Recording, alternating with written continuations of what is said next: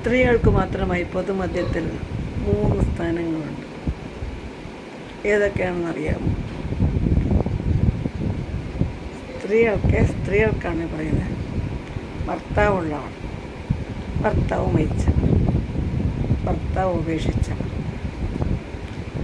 പിന്നെ കുട്ടികളില്ലാത്തത് ഇപ്പോൾ ഒരു പുതിയ പൊതു ഇതായതുകൊണ്ട് അതിനെ ആരും അങ്ങനെ കാണുന്നില്ല.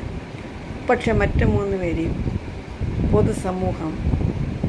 പൊതുസമൂഹം എന്ന് പറയുമ്പോൾ കൂടുതലും ബന്ധുമിത്രാദികളാണ് കേട്ടോ ഇതിൽ ഉൾപ്പെടുത്തുന്നത്. കുറേ മാമൂലുകളെ മുറുകെ പിടിച്ചുകൊണ്ട് അത് തന്നെ പിന്തുടരുന്ന കുറേയേറെ ജനങ്ങൾ. ആരെയും നമുക്ക് നന്നാക്കി എടുക്കാൻ പറ്റില്ല. അനുഭവത്തിൽ മാത്രമാണ് നമുക്ക് ഏറെ വേദനാജനകവും. അങ്ങനെയല്ലേ? ആണോ അല്ലയോ എന്നും ക്വസ്റ്റ്യൻ ഉണ്ടാവും അല്ലേ?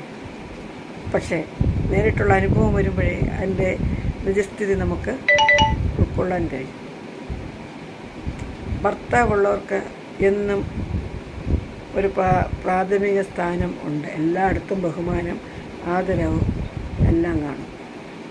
അവർക്ക് അവരുടേതായിട്ടുള്ളൊരു പ്ലേസ് എല്ലായിടത്തും ഉണ്ടാവും. വരവേൽപ്പൊക്കെ ഉണ്ടാവും. ഇനി ഭർത്താവ് മരിച്ചവർക്ക് സിമ്പതിയുടെ പുറത്ത് ആ ഒരു ഇത് കാണും, എവിടെയും കാണും. മനസ്സിലായില്ലേ? ഇനി ഭർത്താവ് ഉപേക്ഷിച്ച് പോയവർക്ക് ഇതൊന്നും പ്രതീക്ഷിക്കേണ്ട. അവർക്കുള്ള സ്ഥാനം ഏത് വീടിൻ്റെ അടുക്കളയുടെ പിന്നാമ്പുറത്താണ്. അവർക്ക് പോവുകയും വരികയും ചെയ്യുന്നത് ഉമ്മറത്തൂടെയല്ല, പിന്നാമ്പുറത്തൂടെയാണുള്ള അവർക്കുള്ള സ്ഥാനം. മനസ്സിലായില്ലേ? അവർക്ക് അത്രയേ ഉള്ളൂ, ചവിട്ടിയുടെ സ്ഥാനമേ ഉള്ളൂ. അതാണ് ഭർത്താവ് ഉപേക്ഷിച്ചവർക്കുള്ള സ്ഥാനം. അത് നമ്മൾ മനസ്സിലാക്കി കഴിഞ്ഞാൽ അതിനനുസരിച്ച് പോവുക. ആവശ്യത്തിന് എല്ലാവരുടെ കൂടെ ഇടപഴകുക. അത് കഴിയുമ്പോൾ മാറി നിൽക്കുക.